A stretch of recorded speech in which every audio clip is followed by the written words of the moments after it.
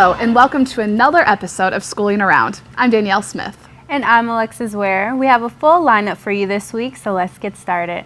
First up, we will visit Oxford Middle School as they had their annual Scholastic Book Fair. Then we will stop by Clear Lake Elementary to take a look at how their book fair went. And lastly, we will head back to OMS to talk with the yearbook class as they just returned from a statewide conference where they were recognized for their work. But before we get into the accomplishments of the yearbook team, we're going to go down the steps of OMS to the Scholastic Book Fair. Take a look.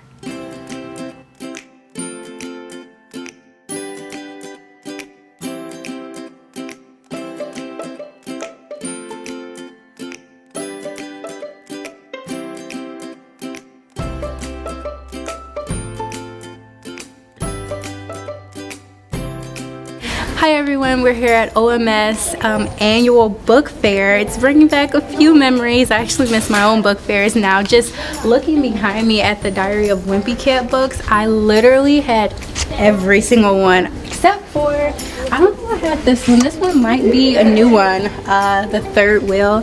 So we're gonna look around, see some of the books and the different diaries, which was also my favorite part, and maybe speak to some children and some of the people who run in and see what they have to say about it.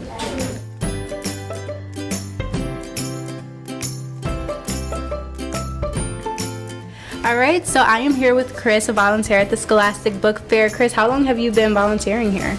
I'm here today just for a couple hours. Okay, and this is an annual thing, so is this your first time volunteering? I have volunteered at DA and OES for about 5 years, but this is my first time at the middle school. And how are you liking the middle school book fair? I like it. The kids are more self-sufficient and things like that, and a lot more interesting things definitely at the middle school. It's definitely a different crowd from, elementary to middle school. They can kind of pick and look around and see what books they like for themselves other than, I don't know what I want. Absolutely. Okay.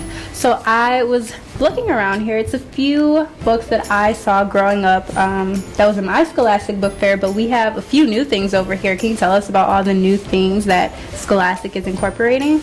There's some water bottles and things like that in the bags. Those are really popular. The hats and things like that, which I don't ever remember having at our school book fair. And then over here, the UV silly putty and things like that. So there's a lot of new things other than just the books, but the books have been a big seller too. Now that you said it, I saw someone with the silly putty, but I don't remember the silly putty, but you remember those stretchy hands that you can stick on walls? Yeah, I haven't seen those here, but I remember those were pretty popular when we were growing up. That was a hot commodity, and honestly, I keep talking about my granny because she used to bring us to every single book fair, but she never let us get them because we used to stick them on the ceiling and then get a broom to take them off. So maybe that's why. Maybe. All right, and then how many books would you say that you sell, an estimate, per day? I was thinking, again, I've only been here for a couple hours, but probably about 30 plus. Great. Yeah. And then what's the most common book that you've seen being purchased? I think for the girls, some of the maybe the series ones, and then for the boys, definitely the Fortnite and those kinds of things. Okay, that's interesting. Fortnite, that definitely wasn't something that was on the shelf when I was doing Scholastic Book Fair. Right. And I have a girl, so I'm not real familiar with all of that. She's not all into that. Yeah, I think it's a game. I'm pretty sure it's a game. I just have no idea about the context of it. So, awesome. Well, thank you for talking to us. And one more thing before we go. The poster raffle. What is that about? So for the children, when they buy a book, they get to enter the raffle, and that is for a free poster giveaway. So that'll wrap up after the book fair closes on Monday. So that'll be fun for them. There's a couple that they can pick from. So we've had a lot of entries into that too.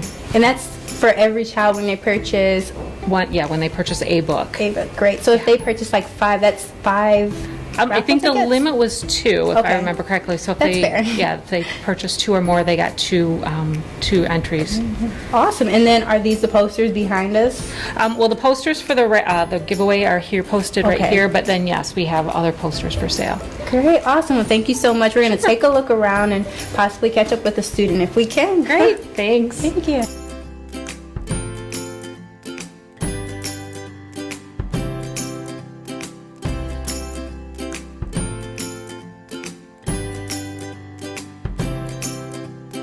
Alright guys, so I had to come find the Fortnite book because we were just talking about it, and apparently it is a really hot commodity because this is the only one that I see.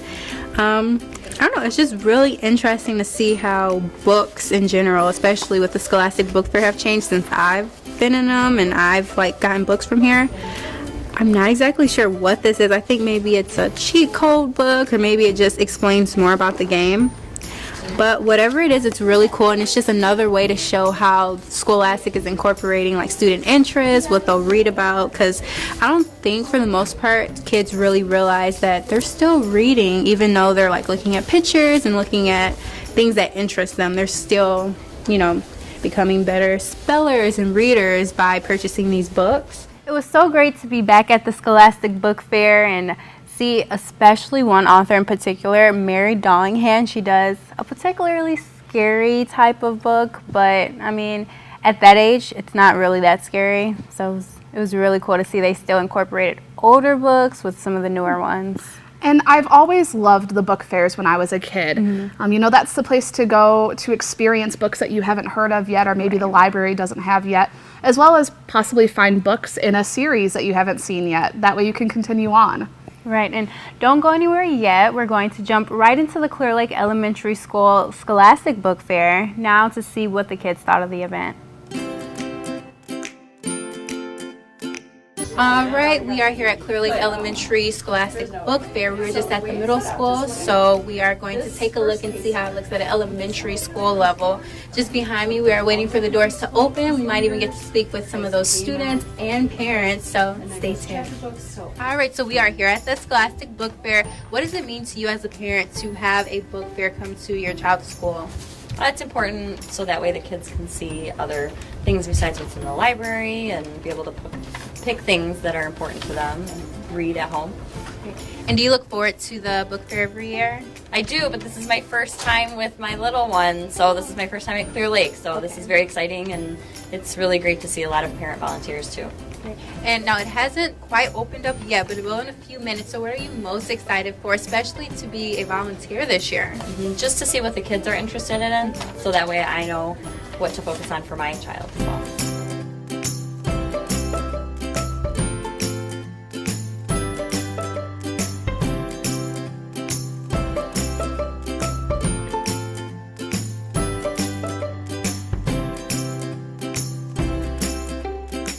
I'm the media parapro at Clear Lake Elementary, so I'm the librarian. Our Make-A-Wish Come True program is where teachers come down and tell us which books they'd like to have in their classrooms. We put slips on our board here, and the teachers, the parents of the students in the classroom can choose a slip, purchase the book, and then they leave it with me, and I make sure it's gifted to the classroom.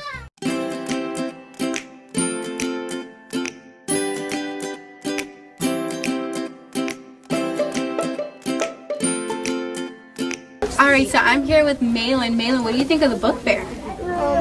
It's Pizza Cat and the Missing Cupcake. Is that a book you're looking for? And tell us about that book. The Pizza Cat lost a cupcake and he's trying to find it. Oh wow, that seems really fun. Have you read it yet? No. Where do you think the cupcake's gonna be? I don't know because I didn't read it yet. Well, let's guess. Maybe it'd be under the bed or maybe in the closet. Yeah? I think so, but I don't know. Okay. And then what else are you looking for at the book fair today? I'm looking for a diary of blue one it can lock. Oh, wow. That sounds really fun. So maybe we'll find a blue diary too. Thanks for talking to us. No, my mom already has it. Oh, you already have it? Can we see that blue diary? There it is. How many pages? This is a lot of pages in here. There's like one. It's a lot. You're going to count all of them? Oh, wow. That'll take a long time. And is this your brother? Yes. What's his name? Roman. He has a book too, guys. Roman. The ball. Good job. They both love books. Oh, he's going to sit down and read it right now. It's a red ball, and what is that? Puppy. It's a puppy. Good job. Say it one more time. What is that? Puppy. A puppy. Yeah, they're really smart, and they love books, right? And I'm 5. And she's 5, so you're 5 and a puppy. So you're 5 and you can already read books. Great. I can't read books yet. I'm just learning. Yeah, well, hey, that's the first step in learning how to read the big books, right? Mm-hmm. Good job. And I know where to feed the cat loves his cupcakes. You do? Yeah, and right by the window. Okay, well, guys, close your ears because she just told you where the cupcake is. And here he found the puppy, too. Thanks for talking to us, guys. All right, Chase, how do you like the Scholastic Book Fair so far? It's pretty good. There's a lot of good books, and it's really, really good. Yeah, I see you have a book in your hand right now. What is that? It's Geronimo's Book and the Wizard of Oz. And what is that about? I don't really know, actually. I haven't read this one. I don't really know. It's a mystery. Okay, that sounds fun. Now, how do you go about choosing your books? I look at the cover and I read the back sometimes, and I can find that, and I read the back, and it's pretty interesting. Okay. Now, for those who don't know, what does the back of the book have? It has like a little box where it gives you a hint of what it says. All right, and I think it's time to go purchase your books over there. So it tells you a hint of what the book is about. So that's a good way to choose which book you would like to read, right? All right. Now, what's your favorite part about the book fair? The books. Yeah. How cute was Malin's little brother? I mean, he was so interested in his doggy book that he jumped right into the interview, and it was just the most adorable thing ever. I just had to roll with it. Very cute indeed. And I also love that those book fairs have little trinkets as well. Yeah, you know, they like, have a lot. Yeah, erasers, the scented highlighters. I remember one year I came back with like 2 or 3 journals, and my mom just rolled her eyes and laughed. Yes, same. My granny used to take us every single year, every time the book fair came, and one thing, she had one rule: we could get whatever we want, but for me in particular, I couldn't get anything like the little diaries and the books, because literally you use a few pages and then you either lose it or you never, not use it, but you lose it or you never use it again. Mm-hmm. So yeah, I have plenty of diaries that were never quite filled up. Yeah. So I'm hoping that the Scholastic Book Fair continues on and that it's just as popular as it has been since we were kids. Yeah, I'm sure it will. They seemed really excited. Yeah.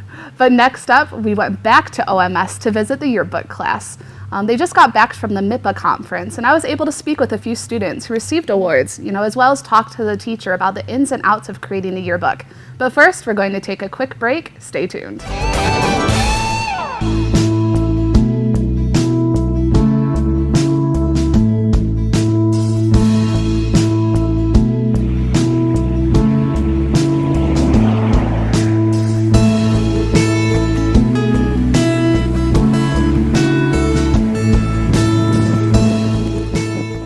Hello everyone, and I'm here at Oxford Middle School visiting the yearbook class. They just came back from their MIPA conference last week where they won a bunch of awards. So I'm going to go ahead and speak with a few students that won some awards. They're going to tell me everything they did that got them those awards, as well as speak with their teacher about everything that goes into planning for a yearbook up to distributing it to these students. Take a look. All right, Lola, well, thanks for talking with us. And I know you're a part of the yearbook staff here at the middle school. And tell us what you do. We create and design the school's yearbook. All right, and what specifically do you do? I, right now, am creating the 8th grade football page, and then I'll be creating more pages too later in the year. So when it comes to creating a page, what all goes into that? We have to take pictures, do interviews, and write stories a lot. So you do all of that? Yes. All right, and is there a certain part that you like a little bit more than another? I really enjoy photography, so I like going to the football games or wherever we're going and taking pictures. That's wonderful. So I know you also came back from the MIPA conference just last week, and how did you guys do? It was really fun. We got to go and we learned a lot about how to create and make our yearbook better. All right, and this is your first year in yearbook, so this would be your first MIPA conference. Yeah. What did you expect with going to that conference? I kind of expected just go in and attend these seminars or whatever it was. I don't know. Is there anything that you remember from the conference that really stuck out with you? I remember a lot on how to include a lot of people in our yearbook. So doing things where we can take pictures of a lot of people at once and conduct a lot of interviews for a page.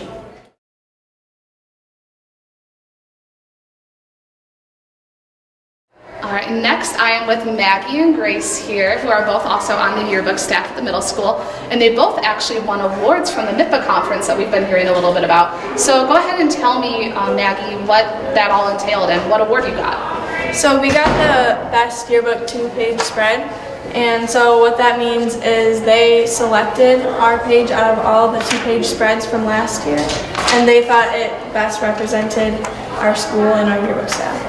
All right, and Grace, what all went into creating that page that won? So we created this page during a couple weeks, and we spent a lot of time just making sure our interviews were really good, and we just spent all of our hard work and effort on it to make sure it was the best we could put forward. Wonderful, and this is your second year in yearbook, correct? Yes. All right, and how did you guys get involved with the yearbook last year? We'll start with you, Grace.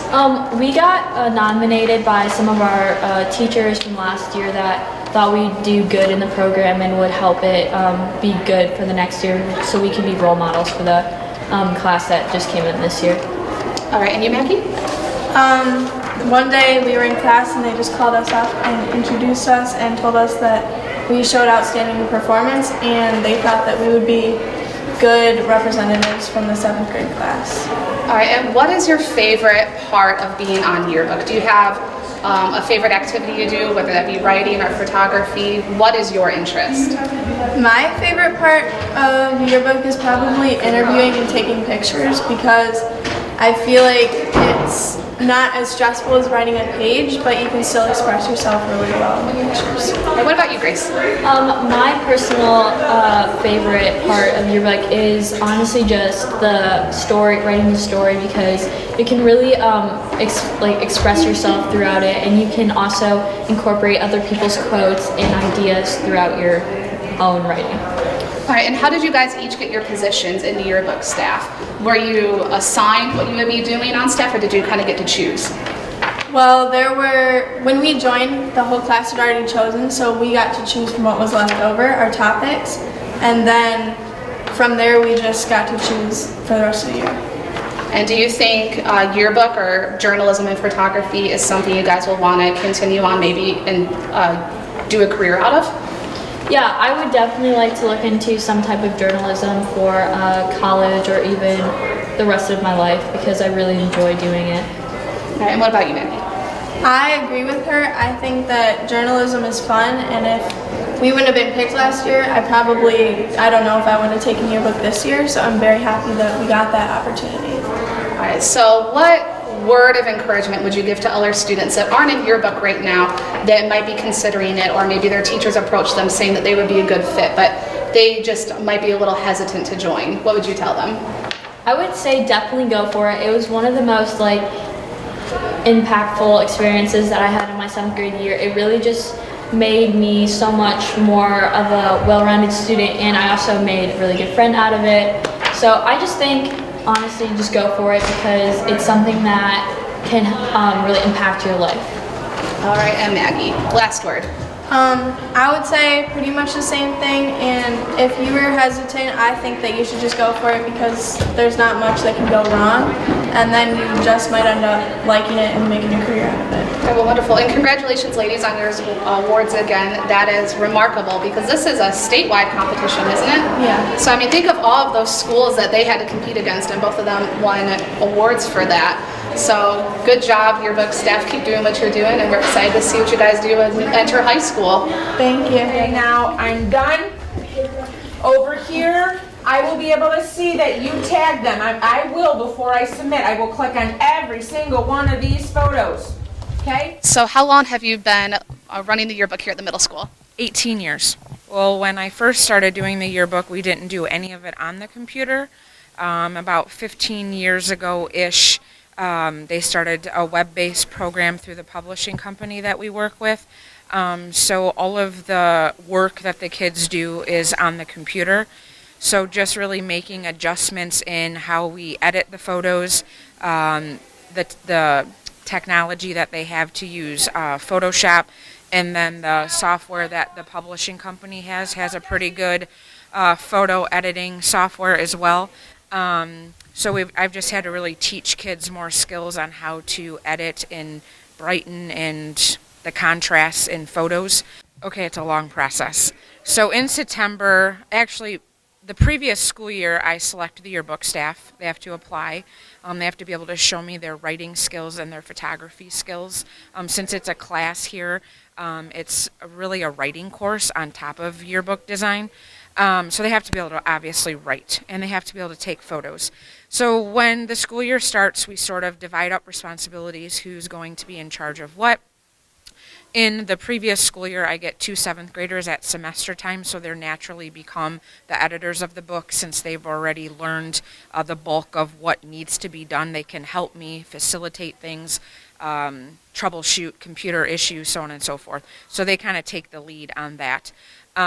We choose a theme, which is a lengthy process. We Skype with a cover artist from the publishing company who helps us design a cover for our yearbook. And then the lady also designs like the end sheets that are inside of our book. So it's all done virtually, Skyping with the cover artists that the company provides to each school that they work with, which is super cool because anything that we could come up with is very elementary-ish. So they give us a lot of feedback on what to do. So we do that all in September. We pretty much hit the ground running because we can't recreate a sports season. So it's really a crash course in photography. I tell them take hundreds, thousands, I don't even care, photos, and then we can edit and work with what we have.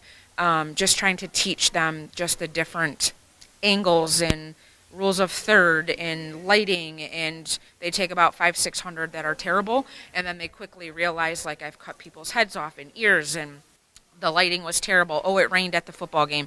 So we go through September, October of crash course in photography, trial and error, so on and so forth. They choose their position, so I have the 2 editors that were from the class last year. Then they can choose whether or not they want to do a sports team. We talk about like doing a sports team requires a lot of after school time, and if you don't have rides or you yourself are involved in things after school, that may not be a good option for you because it does require you to go to practices or the games, which are obviously after school. Then so if they don't want to do that, we look at academics. Are you interested in interviewing and doing a language arts page or showcasing the Chinese class? If they're not interested in that, we have different dividers that represent each of the sections in our book. Or maybe we have some kids right now working on student council to represent our student council in the book. So it's just kind of seeing, they do nothing by themselves. They work with a partner. Like right now I have kids doing sports pages, kids working on our Washington, D.C. trip that we just got back from for our 8th graders, kids working on the teacher section, 6th, 7th, and 8th graders, and interviewing kids. So they just kind of choose a partner on their own and then kind of let me know ranking 1, 2, 3 what their preference would be so that I don't assign them to do a sports team if that's not something that they have access to stay after school.